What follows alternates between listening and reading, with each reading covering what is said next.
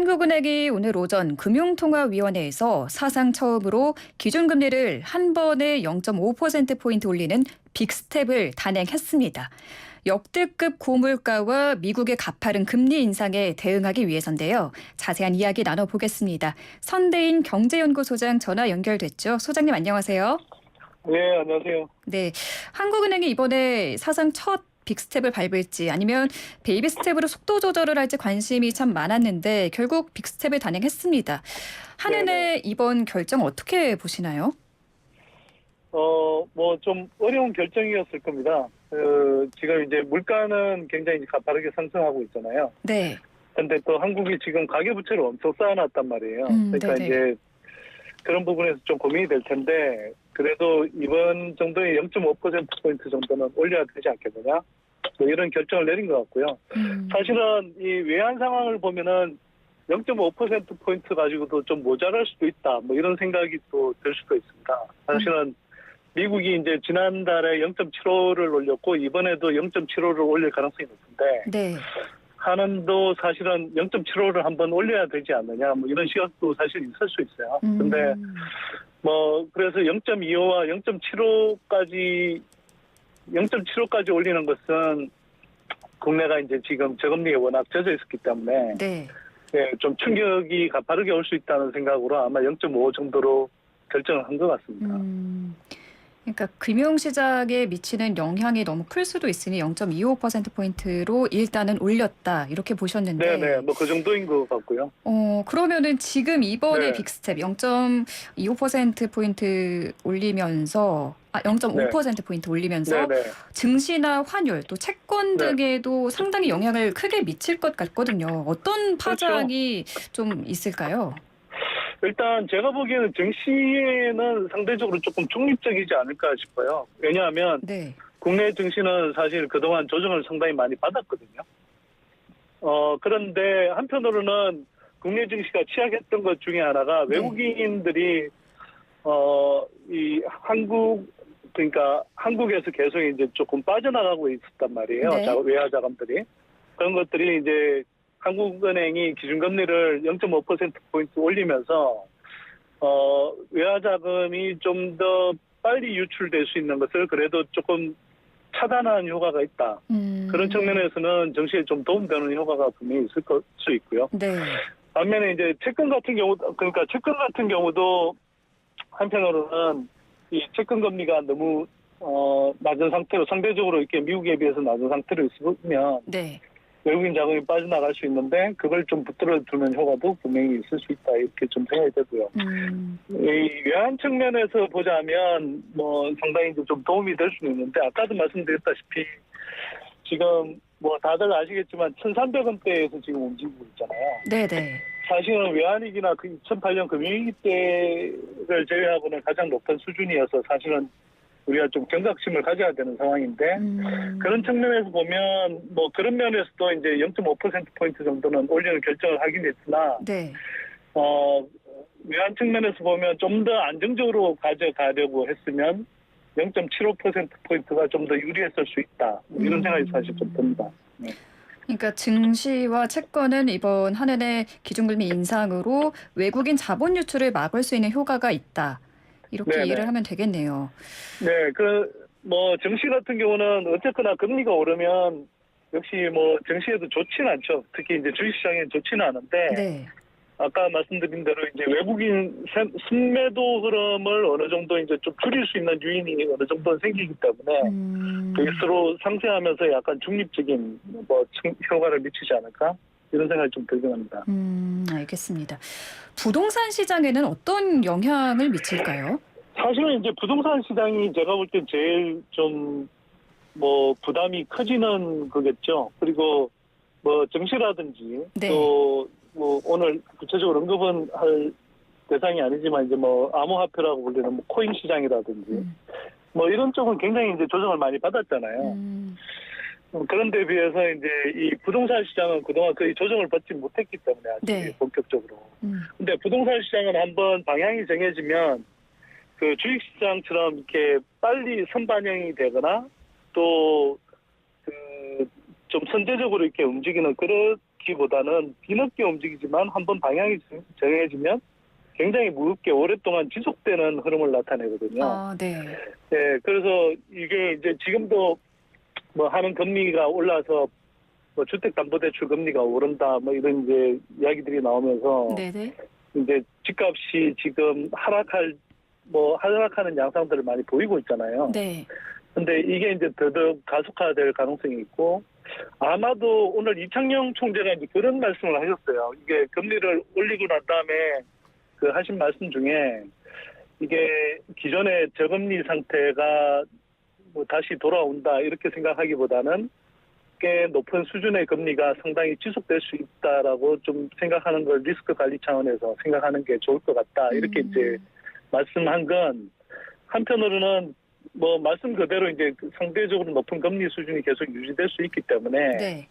네, 가계 부채가 많은 분들은 좀 조정을 해야 되지 않느냐 적극적으로 뭐 그런 신호를 준 거라고 보고요. 근데 그 부동산이 네. 그 한국 가계 부채의 거의 한 70~80%를 부동산 구매에 이렇게 사람들이 썼거든요. 네.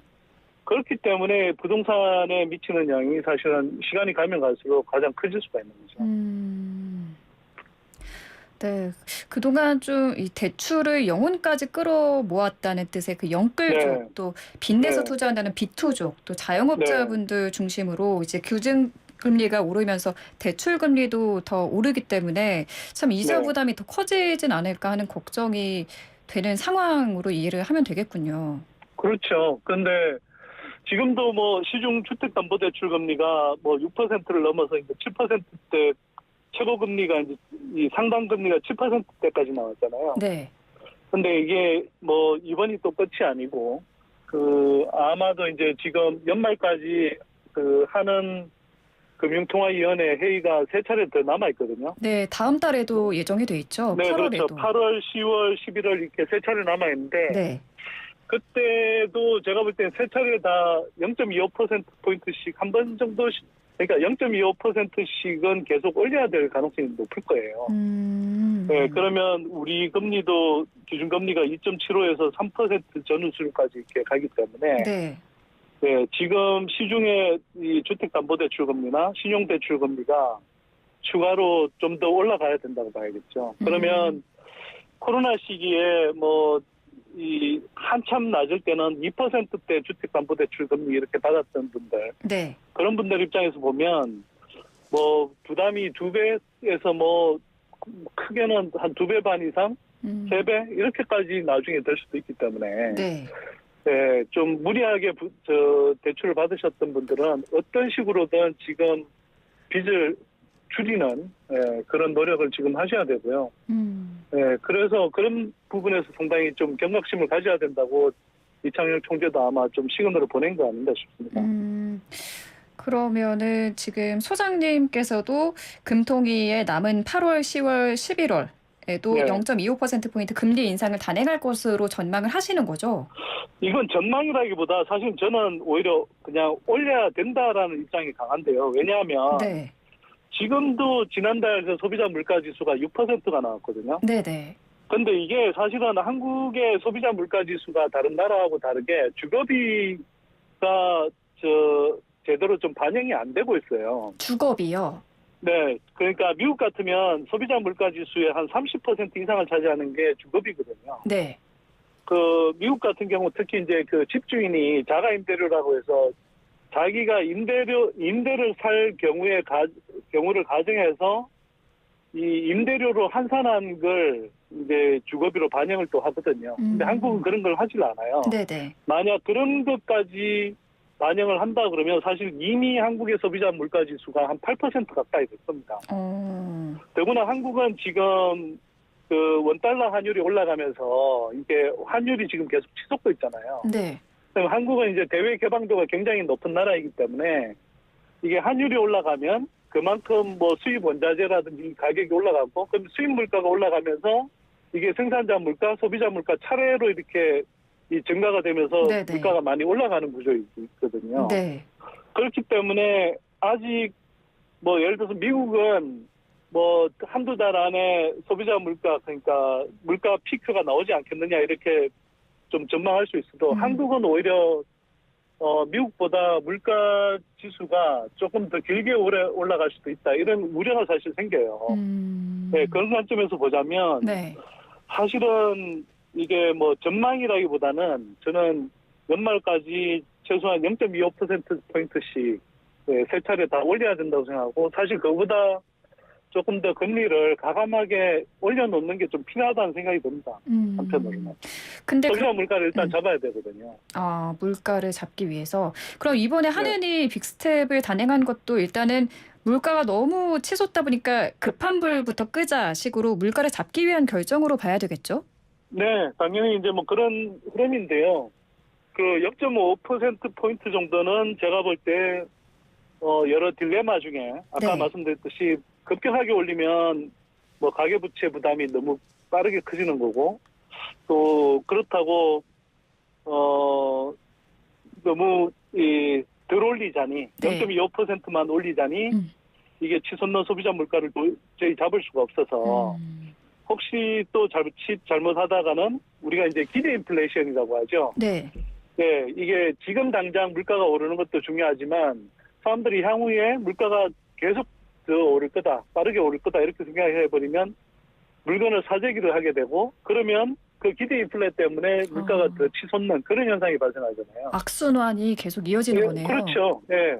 예를 들면 부동산에서도 투기적 가수요가 일어서 코로나 시기에 막 집값이 급등했던 현상, 그게 사실은 뭐 주택 시장의 어떤 그 펀더멘탈적인 그런 현상을 넘어서서 일종의 부동산 시장에서 발생한 기대 인플레이션이거든요, 이게. 네. 그러니까 그런 사태가 실물 경제에서도 발생해 버리면 경제가 굉장히 큰 부담을 겪게 됩니다. 그러니까 그런 걸 좀 잡기 위한 나름의 이제 뭐 균형을 잡는 줄타기 수준의 저는 금리 결정이었다고 보고요. 네. 네, 뭐 더 가감하려고 했으면 오늘 0.75%포인트까지도 올려야 되는 상황일 수도 있었죠. 그런데 기대 인플레이션도 지금 계속 오르고 있죠? 네네. 지난달 기대 인플레이션이 4% 가까이 올랐고 지금 네네. 뭐 하반기 물가도 8%대까지 예상이 되고 있는데 네. 수장님은 하반기 물가는 어떻게 전망하시나요? 그러니까 저도 이제 아까 말씀드렸다시피 그게 걱정인데요. 여기서 멈추면 다행인데 네. 다행히 이제 러시아 우크라이나 사태의 그 파장 때문에 에너지 가격과 이제 식품류 가격이 오르는 것 이게 이제 좀 컸었는데 네. 이게 뭐 한 고비는 지금 어느 정도는 좀 지나간 느낌이잖아요. 근데 이제 한국의 물가를 관리하는 데서 중요한 게 아까도 말씀드렸다시피 이게 환율하고도 연결이 돼 있는 게 네. 우리가 지금 원달러 환율이 굉장히 높은 상황이기 때문에 환율이 되게 높은 상황이기 때문에 기본적으로 수입 물가가 계속 높은 수준으로 이렇게 반영되는 지금 흐름을 타고 있거든요. 네. 그래서 적절하게 사실은 환율을 관리하기 위해서라도 한편으로는 좀 금리를 계속 어느 정도 올려야 될 수밖에 된다. 없는 상황. 왜냐하면 미국이 또 지금 그 이번 달에 아마 이제 조만간 이제 할 텐데 이 0.75%포인트 한 번을 더 올릴 가능성이 거의 뭐 90% 이상이거든요. 네. 지금 시장에서 보기로는. 네. 그렇게 돼버리면 금리 역전이 돼버리잖아요. 예, 물론 뭐 한미 간의 금리 역전이 된다고 해서 외화가 당장 뭐 급격하게 유출되지는 않는다 하더라도 아무래도 외화 자금이 빠져나갈 가능성이 상대적으로 빠져나가는 압력이 거세지고 그렇게 되면 환율이 더 올라가 버리는데 그러면 다시 이제 물가 상승을 압박하는 이제 그런 악순환이 또 이제 펼쳐질 수 있기 때문에 지금 하여튼 굉장히 좀 신경을 곤두세우고 물가 관리에 신경 써야 되는 상황입니다. 그러니까 금리 정책도 이제 네. 그런 방향으로 가야 되는 거고요. 그러니까 이달 말에 미국의 FOMC가 있는데 여기서 자이언트 스텝을 한 번 더 밟을 것으로 예상을 하시는 거죠, 소장님은? 지금 뭐 꼭만 아니고요. 뭐 미국의 이제 시장 전문가들 대부분은 0.75%포인트는 거의 기정사실화하고 있습니다. 그렇게 되면은 네. 지금 한미 간 금리 역전 현상이 나타나게 되는 거잖아요. 네네. 그렇게 되면 이제 외화 유출될 가능성이 커진다고 조금 전에 말씀을 하셨는데 네. 외화 유출 말고 또 어떤 시장의 불안 요인으로 굉장히 크게 작용을 할 것 같은데 어떤 영향이 또 있을까요? 그러니까 지금의 상황이 사실 한국이 굉장히 좀 여러모로 참 딜레마 상황이에요. 한국은행이 사실은 이창용 총재가 지금 들어와서 그래도 금리 정책을 좀 본격화하고 있는데 사실은 이주열 총재 8년 동안 너무 지나치게 저금리 상황을 오래 지속했거든요. 네. 사실 이제 그 문재인 정부가 집값을 못 잡았다고 사실 비판을 많이 받았는데, 물론 문재인 정부의 정책 실패도 상당히 작용했지만 사실 한국은행이 지나치게 그 저물가 상황을 오랫동안 저물가가 아니라 저금리 상황을 오랫동안 유지한 그 문제가 상당히 크거든요. 네. 근데 이제 그러다 보니 지금 각 경제 주체들이 저금리에 굉장히 익숙해져 있는 상태고, 그래서 가계부채, 기업부채도 굉장히 많이 늘어나 있는 상황에서 이게 금리가 올라가 버리니까 네. 예, 세계적으로 볼 때 가장 금리 인상에 취약한 구조가 되어버렸거든요. 그런데 네. 한편으로는 아까 설명했듯이 또 대외 개방도가 높아서 지금 해외에서 무슨 일이 터지면 또 물가도 가장 빨리 먼저 움직이는 나라 중에 하나가 되어버렸거든요. 그러니까 사실은 이게 이제 굉장히 그 금리 정책을 어떤 식으로 가져가야 될지에 대해서 여러 가지 고민이 많아지는 그런 상황에 놓여버린 거죠. 그래서 한은은 이번에 그 네. 금리 인상을 결정하고 난 뒤에 그 발표에서 고물가는 당분간 이어질 것이라면서 추가 금리 인상도 사실 예고한 상태라서 네. 이게 가계부채 부담이 점점 더 커지고 이게 수요 감소로 이어지고 결국 또 경기 침체로 이어지진 않을까 이런 걱정이 큰 마음이거든요. 경기 저는. 침체는 거의 저는 불가피하다고 생각하고요. 어느 정도의 이제 그런가요? 경기 침체가 되느냐가 네. 문제겠죠. 그러니까 한국은 가계부채가 늘어났다는 것은 거꾸로 이야기하면 저금리 상황에서 이 가계부채는 사실은 미래 수요를 미리 당겨서 소비하는 거잖아요. 네. 그럴 때는 상대적으로 이제 경기를 자극하는 효과가 있지만, 거꾸로 가계부채가 잔뜩 늘어나 있는 상황에서 금리가 올라간다는 뜻은 거꾸로 예전에는 이 빚을 내 썼던 것을 이제는 청구서를 받는 느낌이잖아요. 네. 그러면은 그만큼 허리띠를 졸라매야 되는 것이고, 그만큼 내수에 좋지가 않죠. 더구나 이제 지금 세계 경기도 같이 둔화가 되고 있기 때문에 우리 수출 기업들이 상대적으로 이제 이 실적이, 그러니까 수출 실적이 점점 이제 또 둔화되는 국면으로 가고요. 여기에 대해서 지금 제가 보기에는 그 한국 정부가 그 한국이 교육 의존도가 가장 높은 중국을 상대로 수출을 하고 있는데, 네. 예, 중국 정부를 제가 볼 때는 좀 필요 이상으로 자극하는 이 흐름들이 좀 나타나고 있어요. 그럴 필요가 전혀 없거든요. 우리 지금 대중 수출에서 굉장히 중요한 게 반도체인데, 네. 예, 이 반도체가 지금 제대로 수출이 안 되면 중국 무역 수지도 지금 안 그래도 지금 무역 수지 적자가 이 2달 동안 이미 지금 이어지고 있거든요. 네. 이게 10여 년 만에 처음 있는 현상이에요. 이런 상황들이 이제 계속돼 버리면 네. 한국 경제가 이제 점점 불안해지는 거죠. 그래서 이런 상황이 발생하지 않도록 사실은 우리가 그 외환 정책이라든지 환율 정책이라든지 네. 또 이 금리 결정을 좀 현명하게 해야 되는데요. 네. 저도 원론적으로는 현명하게라는 표현을 쓰지만 참 쉽지가 않은 그런 고민들을 계속 거듭해가면서 아마 판단을 하게 될 것 같습니다. 네, 알겠습니다. 오늘 말씀 여기까지 듣겠습니다. 감사합니다, 소장님. 네, 고맙습니다. 네, 지금까지 선대인 경제연구소장과 함께했습니다.